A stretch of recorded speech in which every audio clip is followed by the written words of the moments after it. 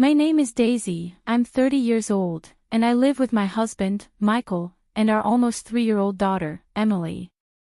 I've known Michael since college, and we got married during our second year of working together. After Emily was born, we continued living happily in the same apartment we had before marriage. However, now that Emily has grown, the space feels a bit cramped. Recently, Michael and I have been discussing the idea of moving. Just the other day, we talked about getting a new apartment nearby. We're all getting older, and it seems like the right time to find a bigger place. I nodded broadly at Michael's suggestion. You're right, I said. Emily has been asking for her own room lately. Maybe we should seriously think about moving. Exactly, Michael replied. Maybe we should attend an information session about a new apartment building. Yeah, let's do that, I agreed. There's a nice place with a spacious layout. And so, we began making preparations to move. We attended an information meeting about condominiums and finalized our plans, considering the possibility of more children in the future. Then, one day, my father-in-law called and invited me over to see Emily. It had been a long time since I last visited him, and though I didn't really want to go, I felt obligated since he asked. Why don't I like visiting my in-laws? It's because of their family dynamics. My father-in-law, Peter, my mother-in-law, Charlotte, and my sister-in-law, Sophia, all live together. Peter is a quiet and gentle man who adores Emily, but Charlotte and Sophia have a few quirks that I find difficult to tolerate. It's not that I outright dislike them, but we just don't get along.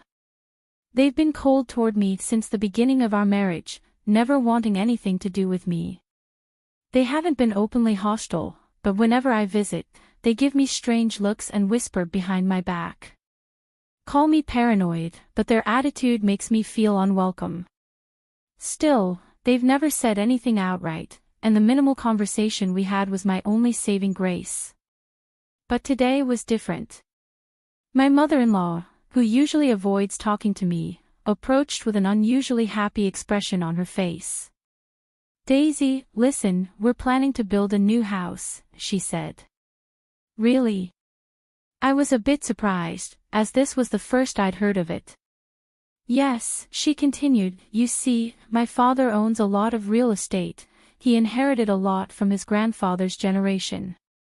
This house is getting old, so we've decided to rebuild it. I didn't know that. That's nice, isn't it?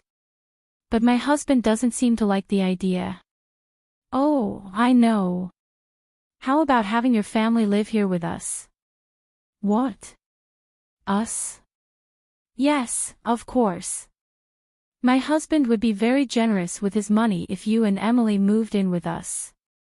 The thought of living together with this family made my face involuntarily scrunch up. Just then, my sister-in-law, who had been eavesdropping, jumped into the conversation with enthusiasm. That's a great idea. Michael mentioned that you guys were thinking about moving, right?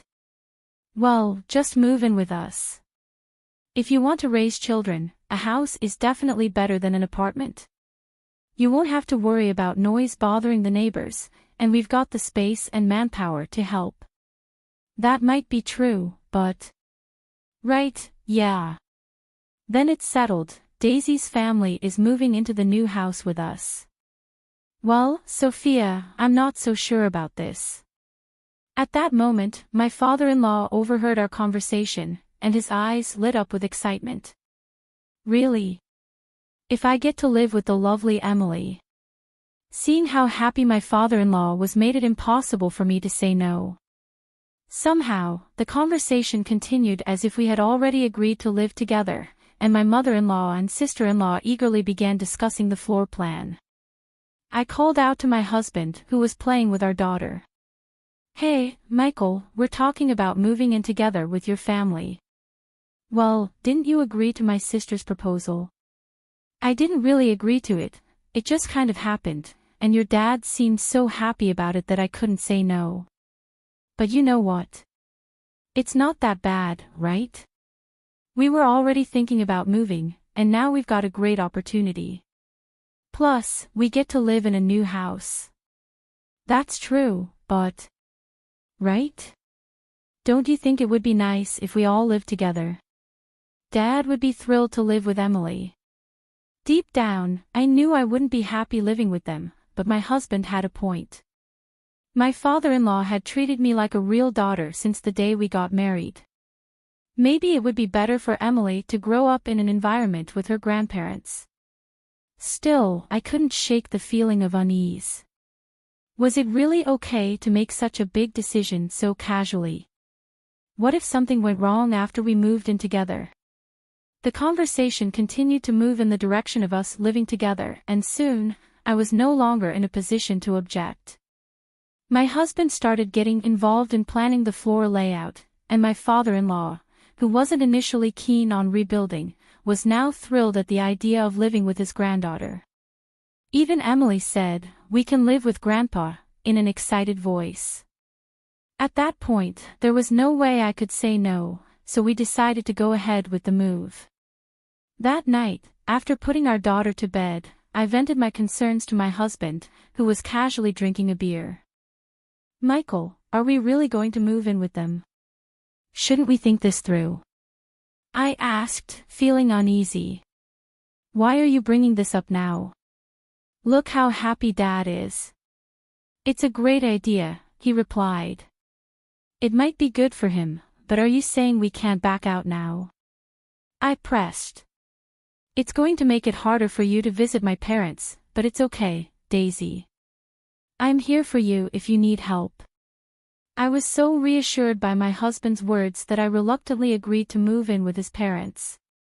Soon, my fears became a reality. A few months later, the reconstruction of my parents-in-law's house began. The original house was to be torn down, and a new one built in its place, so my parents-in-law would be temporarily without a place to live. My father-in-law rented a monthly apartment near his workplace, but my mother-in-law and sister-in-law decided to move into our small apartment.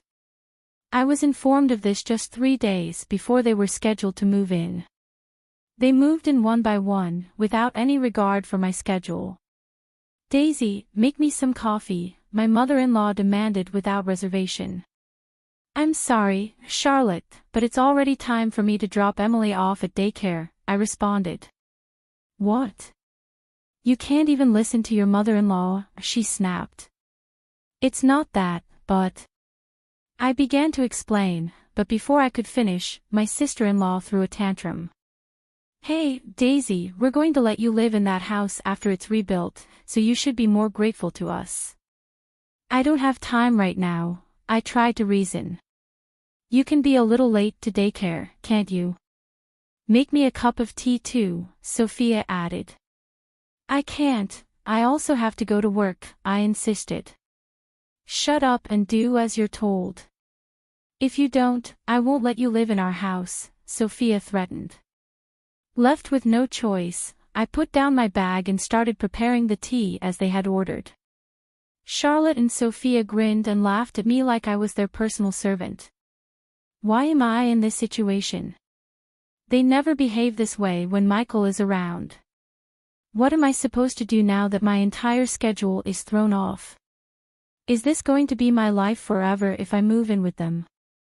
I can't stand it. Yet, I didn't have the courage to rebel against my mother-in-law and her family. I was miserable, completely at their mercy. My mother-in-law and sister-in-law didn't work and were always at home, making it impossible for me to find the right time to talk to my husband about it. My patience was wearing thin with the daily torment. Then one day, as I was on my way to pick up Emily from daycare, I received a phone call from my mother. "Hello, Daisy. How are you?" "Hi, Mom. I'm hanging in there," I replied, though my voice betrayed how exhausted I felt. "You don't sound well. What's going on?" I couldn't hold it in any longer, so I told my mother everything, how frustrated and trapped I felt. She listened quietly and then offered some gentle advice. "Daisy, you need to tell Michael about all of this. But remember, the house isn't finished yet, and you haven't started living together. Why don't you bring Emily over to see her grandpa? It might help. Yeah, okay. I decided to talk to Michael, encouraged by my mother's words. I couldn't confront him at home because my mother-in-law and sister-in-law were always around, so I called him right away. He had just left the office and quickly asked, "What's wrong?" I decided to get straight to the point. "I can't live with your family after all." "What? What's wrong? What are you talking about?" he asked, surprised. "Your mother and sister have been harassing me when you're not around. They've caused me so much stress that I just can't live with them." "Calm down," he said. "They're both at home right now, so let's figure this out once the house is finished, okay?" I had no choice but to be patient until then. A few months later, the house was completed, and my mother-in-law and sister-in-law moved back in. They invited us over for a housewarming party, but Michael was at work and Emily was at daycare, so I was the only one available to go. I was worried about going alone, so I called my mother and asked her to come with me. When we arrived, I noticed how the house had been transformed into something more modern. As I pressed the intercom, my father-in-law greeted me with a big smile, his kindness easing my anxiety a little. But my relief was short-lived. My mother-in-law and sister-in-law greeted me with wicked smiles. "Oh look, it's the no-good wife, Daisy. And today, she brought her mom along. Is your mom a no-good wife too?" My mother and I were mortified by their words. My father-in-law shouted, "How dare you," but the two continued relentlessly. "Daisy, we're sorry, but we don't need you anymore. We only asked you to move in with us because we wanted a new home. We knew Dad would be thrilled to have you and his grandchild move in, and we knew he would happily get you a new place to live." They continued with cruel mockery. "Well, why don't you sit down? The floor is good enough for strangers, isn't it? Of course, you can use this cardboard if you want." They threw a piece of cardboard at my mother and me. For a moment, I stood there quietly, desperately restraining my trembling body from exploding with the anger I had been holding in. How dare they do this? I couldn't allow this to continue, no matter the cost.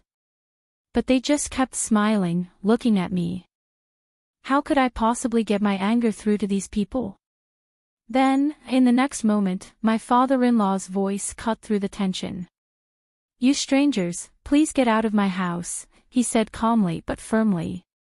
At his words, my mother-in-law and sister-in-law chimed in, "That's right, get out." They assumed he was talking to me and my mother. But when my father-in-law's eyes widened, he yelled at them, "Don't play with me. I'm talking about you strangers." "What, Dad? What kind of joke is this?" they asked, stunned. "Michael told me that you both have been harassing Daisy, but I didn't realize it had gone this far. What's with your attitude? Daisy let you stay in her home until this house was built, and this is how you repay her. Don't you feel any shame for doing something so stupid?" "You're misunderstanding, Dad," they stammered. "Mom and I were just trying to train Daisy to be a better wife." "Shut up," he snapped. "You two can't even do your own housework, and now you want to dictate how Daisy should behave. How foolish can you be? I gave my permission for this new house so that we could all live together happily, but you've ruined that." The smiles on my mother-in-law's and sister-in-law's faces vanished as they saw the fury in my father-in-law's expression. They were speechless. "You are no longer family," my father-in-law declared. "I own this house, and I want you out of here." Panicked, they turned to me, bowing down to my mother, desperately pleading. "Daisy, please do something. If you don't, he'll throw us out. You have to help." "What are you talking about now?" I responded coldly. They tried to explain, "Please, convince him to let us all live together. If Dad gets any angrier, he won't be able to take it back. Hurry." Even after all this, they still hadn't apologized to me. I looked at my mother and realized how ridiculous it was that I had put up with their behavior for so long. Now that I had my father-in-law on my side, I had nothing to fear. I faced them both and spoke with finality. You've been tormenting me all this time, and now you expect me to help you when things get tough? Are you kidding me? Why should I do anything you ask? Daisy, calm down, one of them tried to interject. Shut up. I snapped. Do you have any idea how much pain you've caused me? How can I forgive you for taking advantage of me and treating my mother like this? I'm cutting all ties with you. I have no obligation to help a stranger. I won't live with this filth, and I won't have anything to do with you ever again. If you understand, get out of my sight right now. Overwhelmed by my words, my mother-in-law and sister-in-law slumped to the ground. They were later kicked out of the house by my husband, who had rushed home after receiving a call from my father-in-law. Afterward, my father-in-law divorced my mother-in-law. Although she initially refused, it was discovered that she had been spending his savings without his permission. He threatened to sue her if she didn't agree to the divorce, so she reluctantly complied. My sister-in-law, who had never worked before, was now forced to find employment to support herself. After being kicked out of the house, they had to move into a cheap apartment and scramble to make ends meet by taking on part-time jobs. As for me, now that my mother-in-law and sister-in-law were gone, I no longer had a reason to refuse living with my father-in-law. He mentioned that the house was too big for one person to live in alone, so my family moved in with him.